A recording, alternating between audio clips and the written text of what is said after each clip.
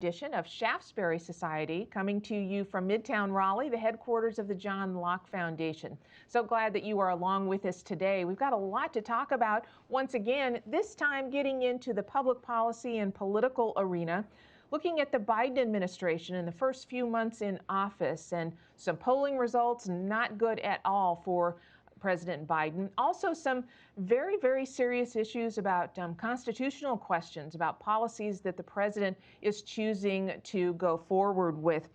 As I mentioned, we've got a lot of polling data that shows that Americans are not real happy with at least some of the decisions that the president is making going forward. We know that here in North Carolina, the Civitas poll of likely 2022 North Carolina voters just a couple of months ago gave the president an abysmal job approval rating of just 42%. Of course, North Carolina, a battleground state. So what has gone wrong for the man who ran as a centrist, who was able to pull over Trump voters from the previous election to his side? He also promised to be a unifier in our country. Are we there yet? It doesn't appear so on several different fronts. Joining me today to talk about all of this and what this could mean for the Republicans, two of our very favorite people. They are well-known legal and political analysts in North Carolina. Greg Wallace is a professor of constitutional law at the Campbell University School of Law. And David McLennan is professor of political science. He's also the director of the Meredith Poll at Meredith College. Gentlemen, thanks so much for joining me. I appreciate you giving us some time today. Great to be with you. Want to let our viewers know that we're hoping to connect also with Professor Andy Taylor of NC State University a little bit later in this program. So as soon as he's able to join us, we'll bring him on board for the conversation. Right now, Professor Wallace, let's go ahead and start with you and talk about some of the legal issues that have emerged through the Biden administration over the past few months. Professor Wallace, so the vaccine mandate that President Biden is seeking to impose on private employers who have 100 or more employees. He's seeking to do that through a rule through OSHA, essentially the Labor Department of the federal government. And when we read and hear about this, we hear a lot of folks relying on a 1905 U.S. Supreme Court case, and they say that that is the legal ground that President Biden has in front of him in order to impose this rule. So in terms of that case, are the supporters of this vaccine mandate on solid legal ground? Well, first of all, thank you for having me on. I appreciate the opportunity to be able to speak to the Shaftesbury Society today. You know, health and safety laws are traditionally within the state, what we call the state's police power. And historically, vaccine mandates have been imposed, if at all, by state governments, not by the federal government. The president, in this case, would be acting unilaterally through OSHA. Congress has not directly mandated these employee vaccines. Now, if you contrast this with that 1905 Supreme Court case in Jacobson, which everybody likes to cite for the point that vaccine mandates are constitutional, people in public health often assume that this case provides justification for almost any kind of law governing that has the goal ultimately of protecting public health or improving public health. But the mandate in Jacobson that was upheld in Jacobson was imposed by state government, not the federal government. It was imposed by the legislature, not by the executive branch. And smallpox certainly posed a significantly greater health risk than COVID-19. Moreover, I think in the Jacobson case, there was really arguably no forcible mandate to be vaccinated. People could instead choose to pay a $5 fine or get vaccinated. That would be roughly about $150 equivalent in today's value. And And so I think one of the problems in relying on Jacobson is that in that particular case, not only do you have the different government entities imposing a mandate, but I think it's going to be much more difficult for the government, and if it relies on Jacobson, to justify this mandate if the penalty is high, such as losing your job or being put in jail for noncompliance.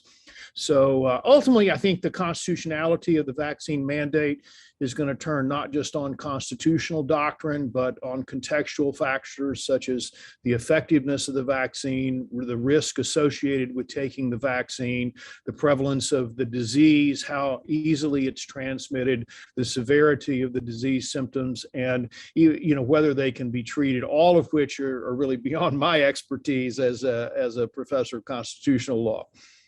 Now, my understanding of OSHA, and essentially that's the agency through which the president is seeking to impose this rule. I thought OSHA was all about potential hazards inside a workplace. Well, COVID-19 is something much, much different. So aren't we talking apples and oranges here in terms of applying this through OSHA?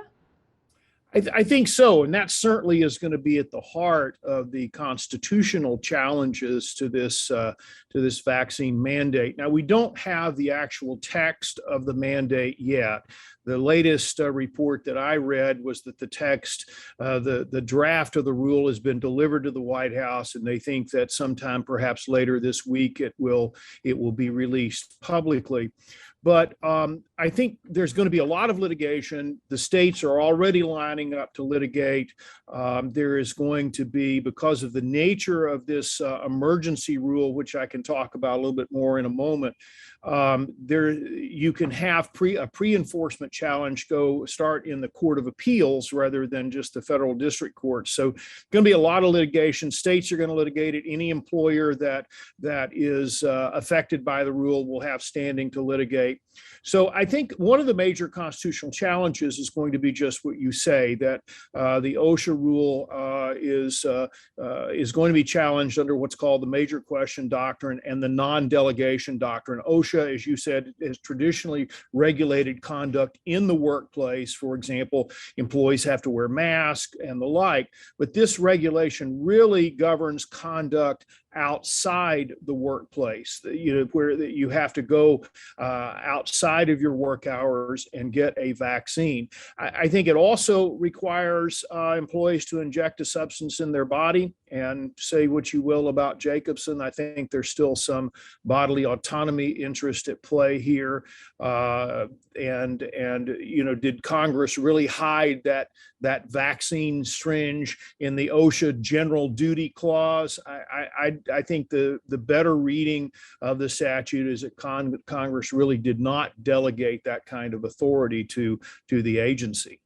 To the issue of personal autonomy and a requirement to inject a substance into one's body, look, I'm not an attorney, but it seems to me that at least what I learned about Roe versus Wade was that it was grounded in the idea that our bodies are vessels through which we make our own personal decisions, and that was the reason that no one else could force a woman to have a child if she did not want to have that child. I know there's certain restrictions that states have put on that, but this issue of personal autonomy, do you anticipate that will be a line of legal questioning or challenge over this if this mandate goes forward? I think it will be. You hear the pro-choice people say, my body, my choice, and that mantra, I think, arguably could apply here. Now, obviously, there's no constitutional right that is absolute. And so you do have, in many instances, states requiring vaccines, for example, for children to attend public schools.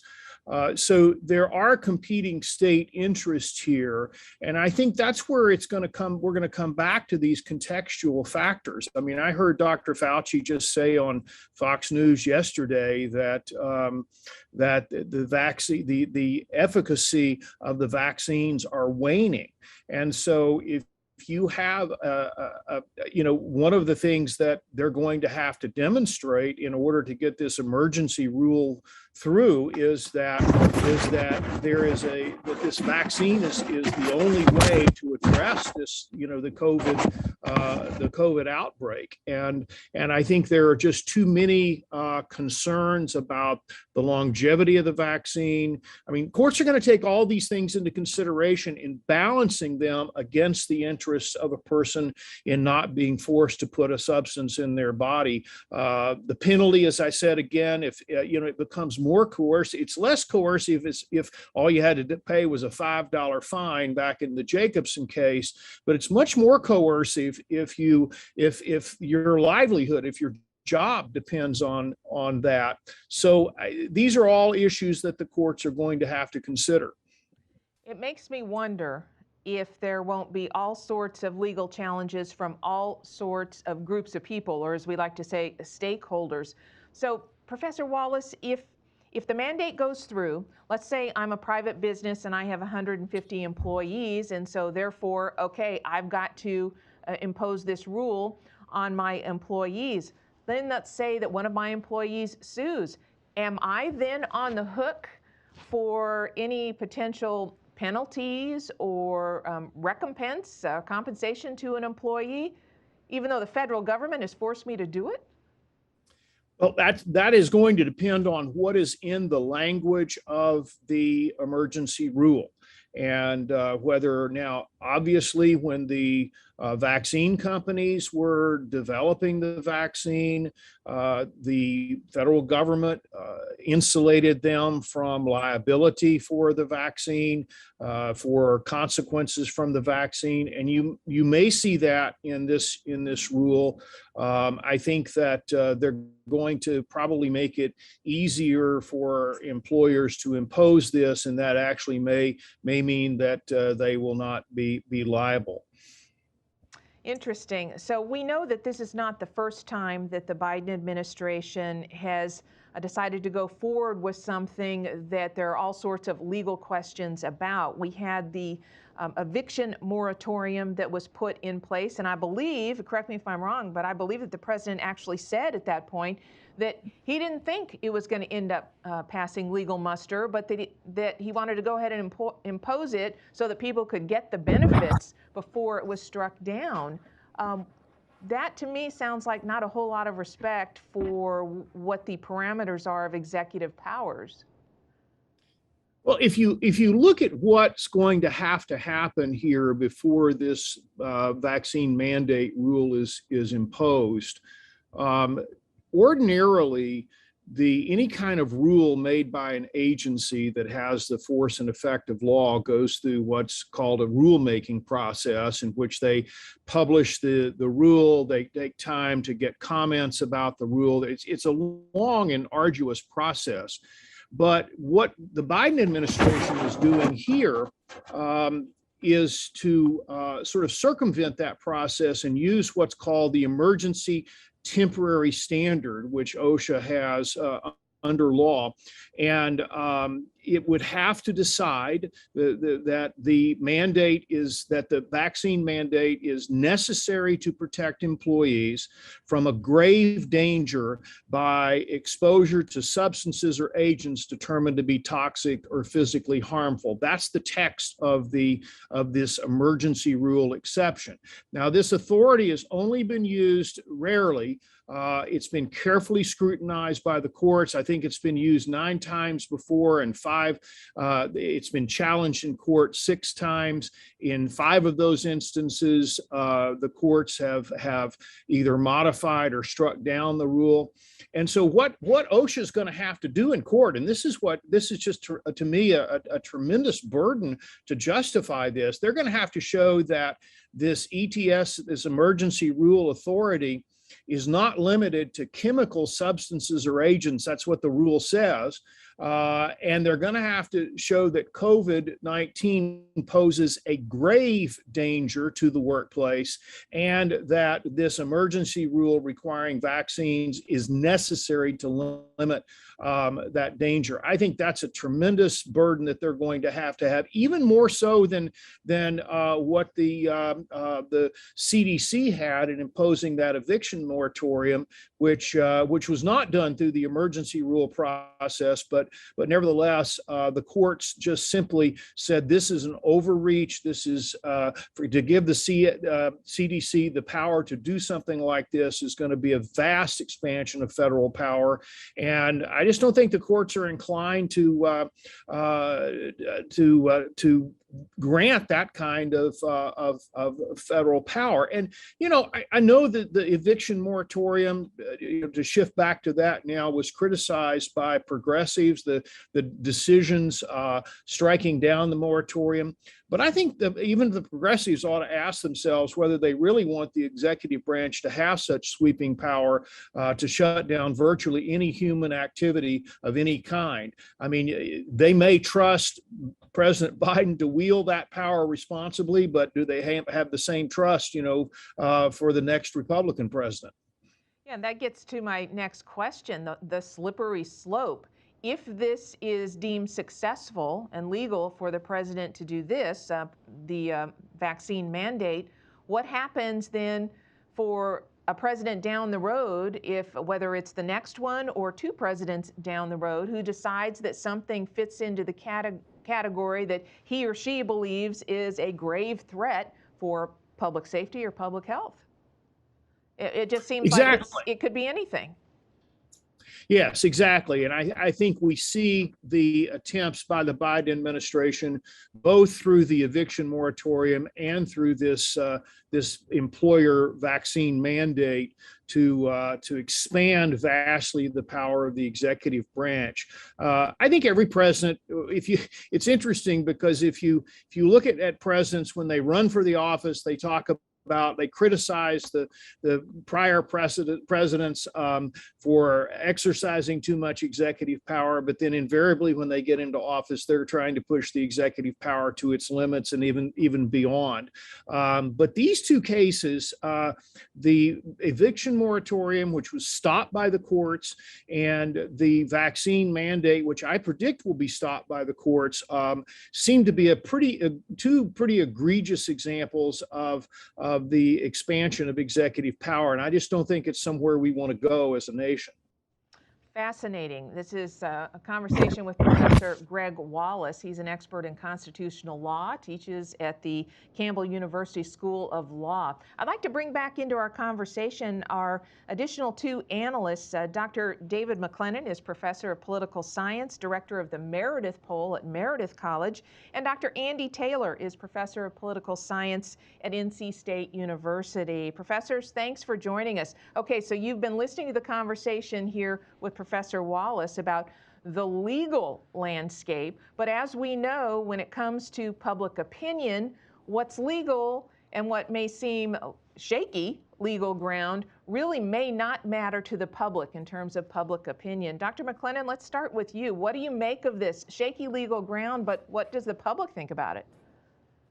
Well, I think to go back to how you started the program, which is about the declining approval ratings of Joe Biden, I think it's all tied into COVID. When he entered office for his first few months, he had really pretty good public approval ratings, and they started slipping over the summer. And there are many issues we can talk about, but COVID became one of those issues. Things all of a sudden, because of Delta and some other things, didn't go so well. And so I think the vaccine mandate to me is more of a political cover for him to deal with a political issue. And, what I think it's given some private businesses ability to do, or at least the idea they can do, is to implement a vaccine mandate for their own business. I don't think the Biden administration is all that confident that it's going to survive legally, but I think we've seen 41% of hospitals, for example, implement some form of vaccine mandate. So I think COVID is a real serious issue. It's a big headwind for the Biden administration. That's fascinating. I'd like to see if you can kind of dig into that a little bit more for us. I think you said that you believe it's political cover for a political issue. Do I understand you to mean that you think the president wants to impose this not because of, as the rule would require, like a grave threat to public health at this point, but because this is Well, a problem for him? I think it's both. I think he does believe that COVID is a significant issue and does believe in the vaccines. Obviously, I was not trying to suggest that he was doing it cynically, but I think it is one of those things where it is a big reach for the administration to mandate vaccines. But if it does go down in a court case, and I'll let Greg talk about how long that might be. In the meantime, we have private businesses and other institutions like my own putting in a vaccine mandate because I think they got some confidence from Joe Biden being as aggressive as he was. Interesting. Professor Taylor, your take? Yeah, just a couple of points. Pick up on that point that David just made. I think some of this is designed to really just sort of get us through the end of the pandemic. I don't, listening to Greg, he knows much more about it than David and I, but, I'm inclined to agree with his cynicism as to whether a federal vaccine mandate would stand up in court. But the goal is to kind of get it into court, continue to put pressure on people to get vaccinated. In the meantime, it's going to get better. More people are going to get vaccinated of their own volition. I mean, I think what we've learned over the last few months is the best way to get people vaccinated is for them to see a neighbor down the street get it and get sick from it, rather than anybody tell them that they need to get vaccinated. And that will continue to happen. And this court case will be resolved, 4 or 5 years down the road, and it will be much more important to the future of executive power than it will be in determining, President Biden's power to force people to get COVID-19 vaccination. The second point, I think, which is really interesting, I think this is be interesting to see Greg's view on this as a strategic point of view for those who want to bring cases against any Biden administration mandate. We keep saying it's an unconstitutional expansion or use of executive power. But to me, it seems as though the argument is federal power. What if Congress was doing this? Would you be okay with it? The reason Congress isn't doing it is because they aren't going to be able to the Democrats aren't going to be able to get 60 votes in the Senate. That's why there's not, there's not going to be a congressional authorized legal mandate. That's why the eviction moratorium, if it had to be reinstated by executive action, then of course it's been suspended by the courts. So I suggest that anybody who's going to bring this stuff to court doesn't really couch it in terms of an unconstitutional expansion of executive power, because implied in that is that they would be okay with these actions if they were congressionally mandated. And I don't think that's the argument that people want to make. Greg, you have a reaction to that? I think Andy's exactly right about that. I think there's serious question whether Congress itself could directly require people to get vaccinated. I mean, the OSHA rule accomplishes the same task indirectly through regulations on private employers, but if Congress does not have the power to require people to get vaccinated, then it cannot delegate that power to OSHA. And I think more than likely, the argument would be made that it's within Congress's commerce powers.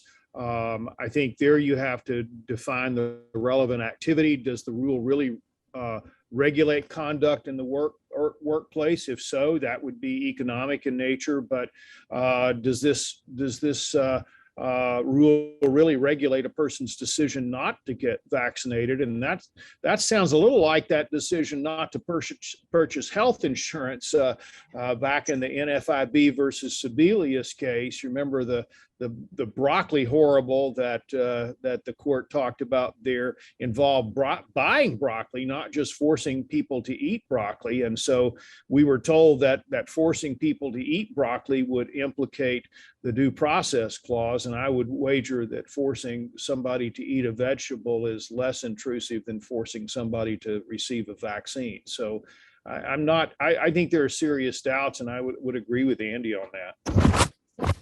You know, I've learned as I've gotten older that never underestimate the palpability of and the impact of fear and the psychology of this whole thing. And so when Dr. McLennan, when I heard you talking about, you know, this is a real political problem as well as a health issue, it's a political problem for the president.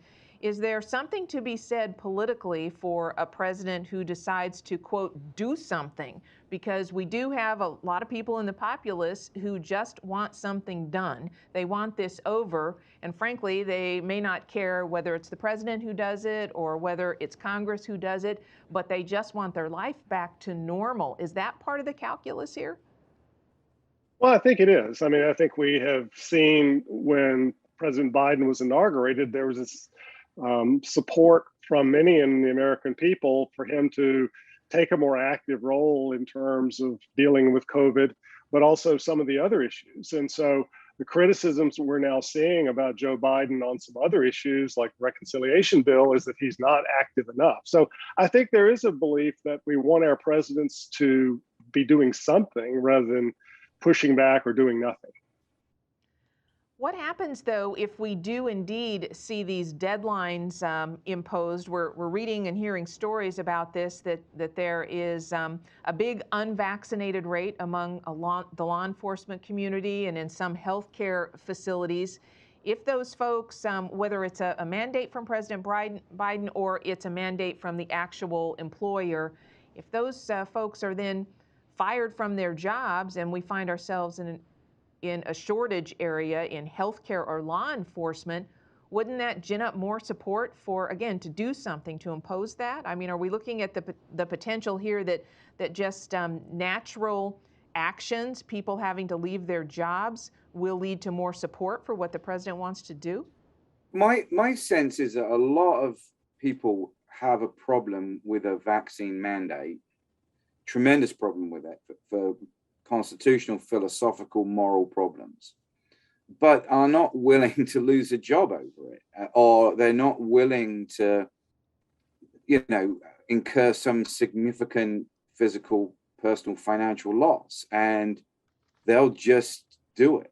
Unless you're they won't be Irving, happy right? about it. I mean, just because you're vaccinated doesn't mean you're in favor of vaccine mandates. You know, you could be the first one in line and still be against it. And you see practical reasons that you sort of trade off against this, or you don't think this is a hill you want to die on personally. My sense is, again, this is all pressure. And even if there is from the White House a vaccine mandate, it's still the goal, I think, is to get people to do it voluntarily. Just give them such a bad choice that they end up just licking their wounds, getting a vaccine, and we get out of this problem. And so my sense is, you know, these people aren't there will be some, and there will be high profile ones, and they'll get a lot of media attention, the cop who quits, the nurse who quits. But, you know, we've got down to the last 15% probably now anyway in those professions where there has been a employer vaccine mandate. And you'll grind out. We're hearing stories now of sort of nearly places where they're 100%. And I'm sure there's a lot of people who really have a problem with the vaccine mandate and really, really, really didn't want to do it. But it's your job. Do you want to be out of work? Yeah, in fact, we have several people on Facebook, and I've had this said to me before, you know, there's nothing about this that is voluntary and that people should be able to make the choice for themselves, even if others disagree or others might think it be irresponsible. Yet employers do have the ability to set rules for you. I mean, we all have, you know, you as professors, you teach certain classes at certain times. You know, I'm required to be here at certain times. And so there really are two schools of thought on this. And of course, the John Locke Foundation being grounded in freedom and personal responsibility, those two things go together. So this seems to me to be a pretty serious discussion that we should be having, because I doubt this is the last time we're going to face something like this. Yeah, I mean, there's a flip side, of course, of some governors who are mandating no mandates. Right, they're mandating that businesses not mandate that which in itself is a form of mandate. and infringing personal freedom. So it's a really interesting and complicated issue. So outside of the pandemic and COVID-19, there seems to be all sorts of problems for the president right now. We're seeing poll after poll on issue after issue where he is losing ground, and he appears to be losing ground particularly with independent voters, which my recollection is they were pretty darn important to him getting elected in 2020. Dr. McLennan, what do you make of it beyond COVID-19? Well, I think there are a lot of things that, first of all, could have been anticipated, but second of all, there are some unusual circumstances. I think there are economic issues like inflation. Presidents always get blamed for economic problems, and inflation is one of them. I think we've got Afghanistan was an issue primarily in August, although we've seen a decline in news stories about Afghanistan. But we've got just a lot of headwinds. I think the issue that is causing Joe Biden the most concern is not just whether independents are pulling back from supporting him, but like African American support has dropped about 17%. And so he's kind of between, on the right, people saying he's doing too much, and on the left, people saying he's not doing enough. And so I think he's really in a very difficult situation in terms of his public approval, because action one way might cause more decline in the other direction. So I think he's got a lot of policy issues that he's dealing with, but also he's got a very divided Democratic base. And then the independents are just angry overall, and they swing back and forth from election to election anyway. Dr. Taylor, it seems to be that back and forth within the Democratic Party, the moderates versus the progressives, as Dr. McLennan puts it, people who want him to do more, people who want him to do less, and that's the phenomenon within his own party. Yeah, and it's been played out with the two large pieces of legislation, spending legislation, that are going through the Congress at the moment. There's the 1.1 trillion sort of traditional infrastructure bill, which there is bipartisan consensus in favor of being passed. This is something that President Trump sort of talked a little bit about that he wanted to do and never really kind of followed through on. Now you have this supported greatly across the aisle, including importantly among Senate Republicans. But it's being held up because the progressive wing of the Democratic Party, particularly in the House, is unwilling to support that. They want to support it, but they're unwilling to support it because they realize they will lose any leverage that they have over a much larger package, which has various price tags. At the high end, it was 3.5 trillion. That's been backed down from, which is a sort of super infrastructure bill, which includes a lot of things that most people wouldn't consider infrastructure, traditional infrastructure, such as money for healthcare, money for social care, for pre-kindergarten, for issues related to the environment and climate change, etc. And they want that to go through the progressive Democrats in the House before they will support the other piece of legislation. And what's happening is, because they are the majority in both the House and Senate, of course, in the Senate, purely on the basis of Vice President Harris, is a tie-breaking vote, but nevertheless, a majority in the Senate, the battles are amongst Democrats, and particularly in the Senate, the focus has been on two Senate Democrats, Joe Manchin from West Virginia, Kyrsten Sinema from Arizona, who are they kind of want to support something. They're not sure what it is. They want it to be much less than at least the price tag than that 3.5 trillion. And they are important because although the Senate Democrats are using a parliamentary procedural device called reconciliation, which effectively prohibits a filibuster of a budget bill like this, and therefore permits it to be passed with a simple majority vote, they'll need all 50 Democrats, plus, of course, Vice President Harris's vote to get it through. And with Sinema and Manchin demurring at the moment, that's proving very difficult. What I find fascinating is that if the president, no matter which party it is the leader of his political party, then why is Joe Biden so hesitant to kind of pick up the phone and call Nancy Pelosi and say, look, I want an infrastructure bill. I got Republicans who are going to vote for it. It's good for the country. It's a win politically, so I'm going to do it. So I don't care what's happening over there with the AOC wing. We need you to put this on the floor for a vote. Why doesn't he do that? Well, I think the president that you often hear that Biden wants to model himself on is LBJ. But for students of Lyndon Johnson, he was feared as much as he was liked. And I think that's the problem with Joe Biden, is that he's not feared, even by the progressive wing of his own party. He does get on the phone, but I think what he doesn't use is the bully pulpit of the presidency to try to exert external pressure on the more reticent people in the House and the Senate. And that's something that, of course, during LBJ's time, he was also pretty good at. In Biden's defense, I don't know necessarily wants 3.5, but he wants that. And I think the way you're characterizing him, I think he's more on the side of the progressives, that progressive wing that you talked about, Donna, than you're suggesting in your the way you frame the question. And so, I think he thinks that the 1.1's in the back pocket. And I think he secretly believes as well, which is undermining a lot of the momentum for these bills, is that we're getting enough sort of momentum out of COVID now without requiring these two huge pieces of legislation in terms of financing. Together, they're worth more than what the federal government spends on everything else in a year. Right. So and the spending's over a long period of time. It's a 3, 5, depends on what program. But nevertheless, this is unprecedented. This is historically in terms of the amount of money attached to it.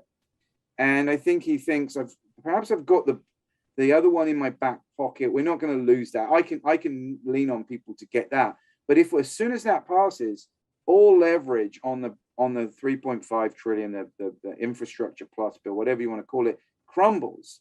And I want some of that. And maybe it's better for them to put the pressure on Joe and Kirsten, and let's find a figure, and then I will exert pressure. Because if I exert pressure now and nothing happens, I really do look weak. Let's get it close to the finishing line, and then I'll push it over and say, look, I brought us Democrats together after a prolonged period of time in which we really did talk about these issues. We didn't hastily pass something. And now this is what you've got. Do you think that Joe Biden is really more progressive, more to the left than we were led to believe during his candidacy? I mean, my recollection was, he was pitched as the centrist. I think, well, that's what presidential general election candidates do. And then they are. I don't necessarily say that Joe Biden's inner core is with AOC and the squad and the progressive wing of the Democratic Party, but I think he understands the nature of party politics in 2021, and where the center of gravity of the Democratic Party has moved clearly to the left over the past 5 to 6 years or so. And if you presidents can only do so much, and he understands that reality. If you could get him on his own and say this is completely off the record, President Biden, he might tell you that I'm unhappy with that fact, but he understands it acutely, and I think he's responding to it. Interesting. We do have a comment on Facebook from Andrea. The comment is, his handlers are, and I think what Andrea is referring to is my question to you, is Joe Biden more progressive than we were led to believe as a candidate? What about that, Dr. McLennan? Is it the people around Joe Biden who are pushing him to the left, or is it his true belief? Well, I think Andy's right there. I think he knows where the energy in the Democratic Party is. And second of all, I think we shouldn't overlook the fact that presidents like big, landmark legislation. I mean, Joe Biden has said he wants his presidency to be significant. And although the 1.1 trillion hard infrastructure bill is significant, has lots of spending attached to it, I think he again sees himself more in the Franklin Delano Roosevelt or Lyndon Baines Johnson, Great Society, New Deal kind of person in terms of significance. We don't know what the future holds for Joe Biden, whether he runs for a second term or whether the second half of his first term is going to be with two Republican-controlled chambers of Congress. So I think he sees a lot of pressure on 2021 to get things done and go big. And go big. We're going to talk a little bit more about that in just a moment. Do want to let you know that Professor Greg Wallace is going to have to leave us right now. He actually has to go teach a class, which of course is the day job for all of these three gentlemen. Professor Wallace, thanks so much for joining us and lending us your expertise about the legal and constitutional issues here, particularly with this potential rule through OSHA for a vaccination mandate. Thank you. Well, thank you again for having me, and I've so enjoyed listening to your questions and to David and Andy's responses on this. This is a monumental time for our nation, I think, and I just I'm concerned about where we're headed on so many different levels, even the proposed changes to the Supreme Court, which we are not on the agenda today. I mean, these are as I think Andy said, these are some unprecedented changes that are going on in our government today. But anyway, thank you so much for having me, and I'll leave it to you all. Thank you. Thank you, Professor. And Andy and David are going to stay with us here to keep talking about this. And in fact, one of the things I'd like to get to, gentlemen, if I could, is the issue of Senator Manchin and Senator Sinema and the role of anger and protests in our political environment today. We had people who actually followed a U.S. Senator, Senator Sinema of Arizona, into a bathroom on the campus of Arizona State University. She's in a stall. They followed her in there, haranguing her and harassing her about this. How did we get here, and what do you make of all this? Well, obviously there are a lot of ingredients in this toxic mix, Donna. Partisanship and polarization are obviously candidates, and we've seen, and this is such a overtold story that it is true, but we've heard it all before, that roughly last half century, slowly but surely, the parties have kind of sorted themselves out along ideological lines that they weren't within in the 1960s and 70s, and the median Democrat and Republican, both within the general electorate and within governing institutions like state legislatures or Congress, are moving further and further apart from one another. And this is the partisanship and polarization. So we're increasingly sorted into warring and antagonistic clans or tribes, what we call political parties. And they dislike each other more than they have.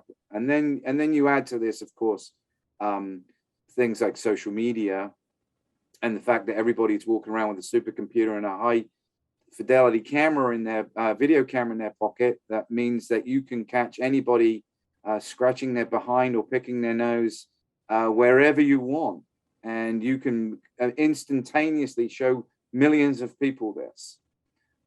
We have, you can find out where anybody lives, and you can send people over there to hound them when they get into their car in the morning and bang on their windows and stuff like that.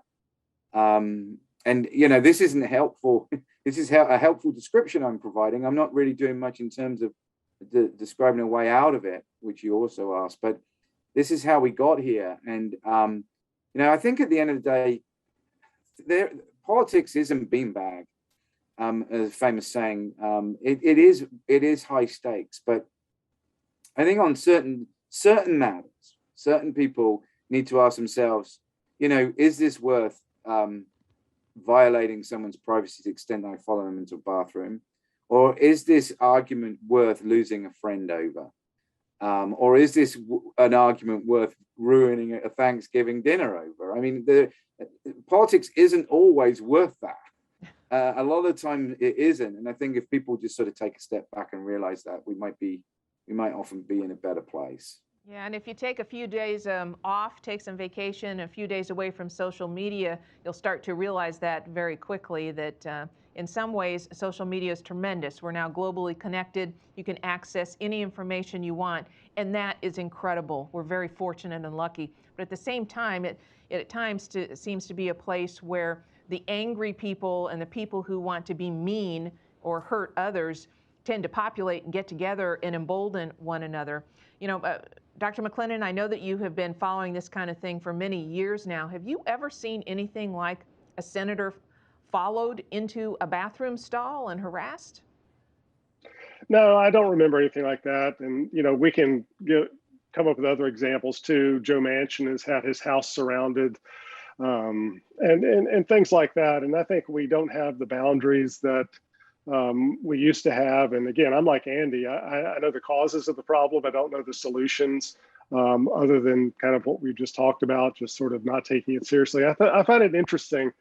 I teach a lot of students who don't take a lot of political science courses, and they don't follow it to the same degree as the three of us do, and they have a very different perception of the world. They look at what's going on in Washington sometimes as kind of a daycare center, as people who are just sort of acting out, and they see the world and they see government as serious but not all important. And so sometimes I have to remind myself that, you know, again, a segment of the American public doesn't take this quite as seriously as the other segments do. And, you know, we might foster some dialogue between those people who take it too seriously and the people who take it less seriously, and we might be better for it. Well, as we see this all play out right now, it is over Biden administration policies and the clashes that are on Capitol Hill. And we know that, as we've talked, that the president's job approval ratings is suffering. He's losing support across a number of policy areas. The question now is, what does that mean for the Republicans? Dr. Taylor? Yeah, you know, this is in many ways not unusual that you would see a first-term president.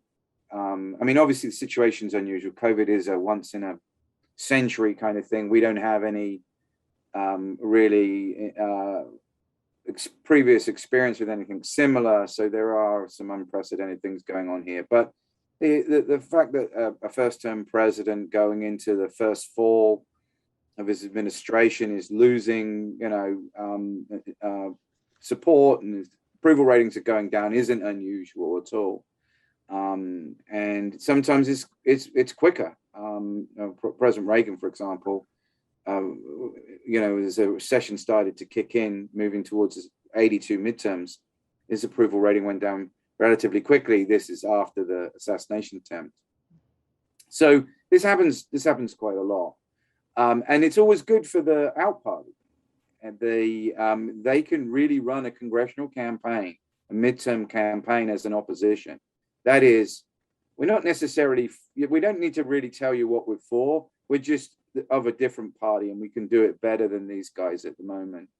And as a result, we know that with few exceptions, really in the modern era, 1998 and 2002, that in every midterm election, the president's party has a net loss of seats in the House and the Senate.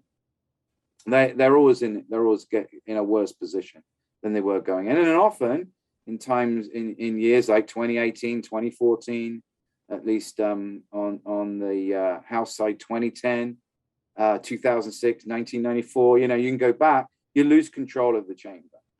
And so Republicans should be in a good position. This is also a redistricting year, as everybody knows. So that adds greater volatility and to the whole mix. And we'll have some clarification on what these districts are going to look like in the next sort of 6 weeks to 2 months across the country. But it should be a good year for Republicans. I think what the interesting question will be is, what does Trump do?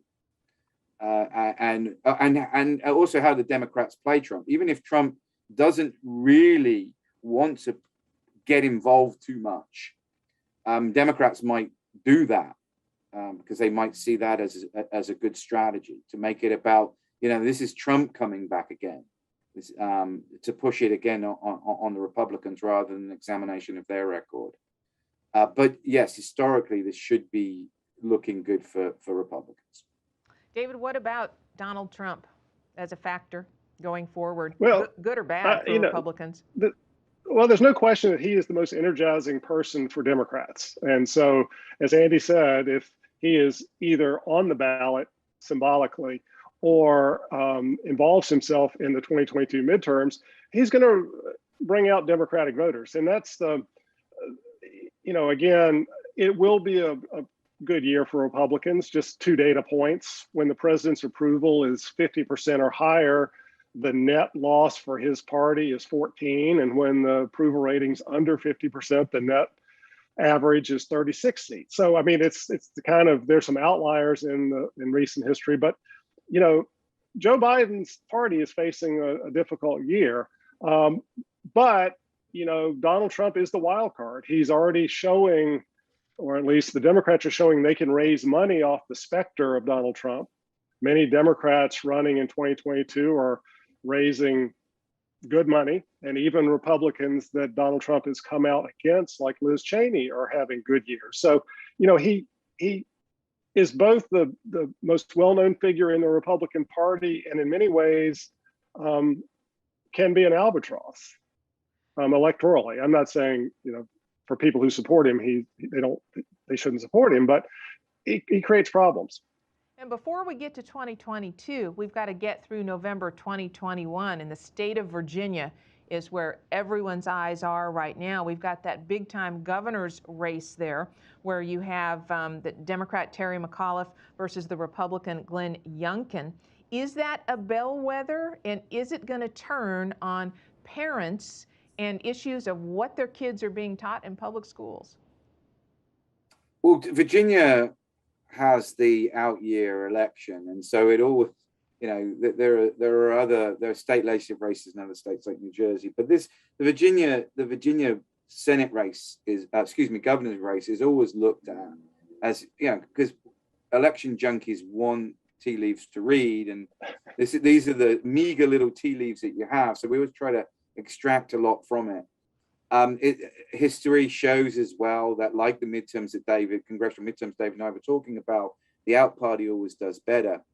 But you mentioned 2 things. First, you mentioned at the end there, Donna, the whole thing about the brouhaha that we've been seeing in school board meetings over a number of issues, including things like mask mandates, but also having to do with the way that issues of race and racial history are taught in schools. And there have been some pretty high profile protests and incidents, particularly in the Washington, D.C. suburbs in Northern Virginia. And this is a really interesting part. This gets to the second point of why Virginia's interesting. Virginia is one of those states that is, and there are very few of them, that has really transformed politically over the past decade. From what is clearly not the most solid red state in the union, but it was pretty red. Even compared to deep southern states, interestingly enough, which have more democratic histories. Places like Louisiana, Alabama, Mississippi are actually more democratic than Virginia. And Virginia now is very democratic. There are more Democrats, but it's become pretty blue. And it's been an amazing transformation. And it will be interesting to see this issue that you just brought up and this governor's race, whether there is a recipe here for Republicans who are concerned about the movement of states like Virginia, of which I think North Carolina could be considered one, moving increasingly towards Democratic column. North Carolina's not the best candidate, but places like Colorado, but these kinds of states that are becoming more democratic. Is this going to be a recipe to try to arrest that transformation? We learned over just the past couple of days the interesting dynamic in Virginia, Professor McLennan, and that is our Vice President, Kamala Harris, producing a video that reportedly is going to be run in about 300 or so primarily African American churches in the state of Virginia. And it out and out says, hey, vote for Terry McAuliffe. He's the best guy. First of all, your reaction to that seems pretty in your face, Democratic politics. And number two, I thought that was against campaign law. Well, I think there are some questions there. I think, first going into the black churches is not a unique strategy in 2021. I mean, I think that's got to be part of the Democratic strategy, whether it be North Carolina or Virginia. I would say it's interesting to follow the Democratic gubernatorial candidate McAuliffe. He has been pushing back against Joe Biden and Biden's approach. So you see some distancing between McAuliffe and Biden, which I think is significant. And the second thing is that McAuliffe made a statement that was widely circulated a month or so ago, in which he said parents shouldn't have any role in making decisions for the schools. And the Youngkin has made a lot of noise about that, and rightly so. I think even Democratic parents think they have the right to voice concerns about what goes on in public schools. So I think, Donna, you were right in identifying, I think, what's going to be the key issue for the next 2 weeks, which is not just mask or the teaching of racial history, but just what role do parents have in public education in Virginia? And McAuliffe is playing defense on that one. Interesting. You mentioned Harris's involvement, Donna, and right. I'm not sure. Like David, you said it was against campaign. I mean, if people endorse candidates all the time if the campaigns pay for it. Presidents do it all the time. So and so I'm not sure about that. But just with regards to her involvement in herself, rather than the Virginia race, one of the interesting things here is, in the first time in living memory, really, we have an administration where there is some question as to whether the sitting president is going to run to be renominated and run for re-election. I mean, I know President Biden sort of said, I'm going to do it, but I think there is a genuine question. And this creates a really interesting challenge for the sitting vice president that we've not seen vice presidents have before. Normally they're thinking, oh, right, my boss is term limited and I'm going to be the nominee, and then I'm going to try to win the presidency in the next time around. Here we have this, and so it's an interesting study, and it puts her in a really interesting position as to how to be vice president under these circumstances. It's just an important observation that I think, looking back, historians and political scientists will have some fun with. So lastly, I'd like to ask each of you what it is that you would advise those of us who don't do analysis for professionally like you do. What should we be watching over the next few months to try to get a sense of where the country is politically? Is it this governor's race? Is it the approval ratings for the president? Or what would guide us to a good idea of what's happening? Dr. McLennan? I'd add one more piece to that. I think yes to both your questions, but I'd also look at retirements. Just this morning, David Price announced his retirement. Now, that was not unexpected. I mean, he's been in Washington for 30 years. But the larger point is, with a few months left for filing deadlines, what Democrats and what Republicans across the country in Congress decide they don't want to do it anymore. Because I think that could shift the dynamics for 2022. Interesting. Dr. Taylor? Yeah, I think what happens with those two important pieces of fiscal legislation that we talked about is going to be very important.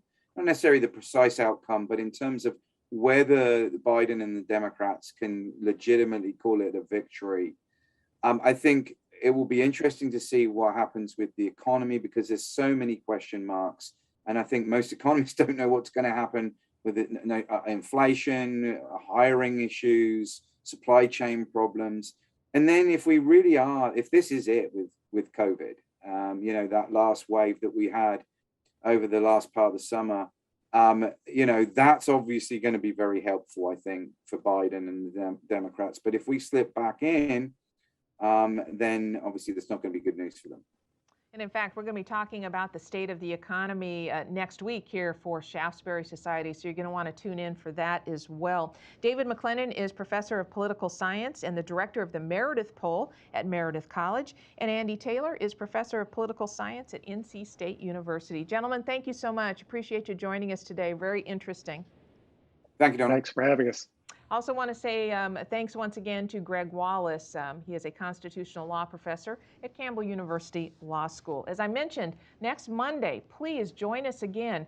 Professor Mike Walden, who is a professor emeritus, he retired recently from NC State University. He's going to join us along with several other folks as well, including Paige Terryberry, who is the new fiscal policy analyst here at the John Locke Foundation. We're going to be talking about the national economy, the state economy, supply chain disruptions, the labor shortage, inflation, what we're paying at the store, and in fact, some of those empty store shelves that we continue to see. So want you to be on hand next Monday. Really appreciate everyone joining us today for our political discussion here. I would leave you with this thought. If you like the work that the John Locke Foundation is doing, if you want to support our work here, we do rely on you. We're a nonprofit organization, and we would greatly appreciate you considering a tax-deductible financial contribution to fuel our work. If you'd like to do that, it's very simple and fast. Just go to johnlocke.org. In the upper right-hand corner, there's a Donate tab. Just click on that.